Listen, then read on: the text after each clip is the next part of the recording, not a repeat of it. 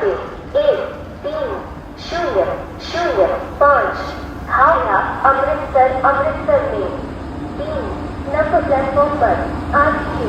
यात्री का कृपया ध्यान दें, गाड़ी संख्या 1005 हावड़ा से अमृतसर में जाने वाले हावड़ा अमृतसर प्लेटफॉर्म पर आ रही है। गाड़ी का कोच पावर एक विकलांग और दो जनरल कोच। आगे की ओर पर कोच S1 से S7 सामने की तरफ, उसके बाद petri car coach A1 M1 E1 से C5 की ओर रहेगी और अस्सी में दो जनरल कोच रहेगी। यात्री जनरल अनुग्रह করে শুনবেন, গাড়ির সংখ্যা 13005 হাওড়া থেকে ঋষিকেশ, হাওড়া থেকে অমৃতসর পর্যন্ত যাওয়ার হাওড়া অমৃতসর মেল 3 নম্বর প্ল্যাটফর্মে আসছে। গাড়ি কোচ পজিশনে পাওয়ার একটি হ্যান্ডিক্যাপ এবং দুটি জনের কোচ সামনের দিকে থাকবে এবং স্লিপার কোচ S1 থেকে S7 সামনের দিকে এবং পেন্টি কার আর AC coach A1 M1 E1 থেকে C5 পেছন দিকে থাকবে আর শেষে দুটি জনের কোচ থাকবে।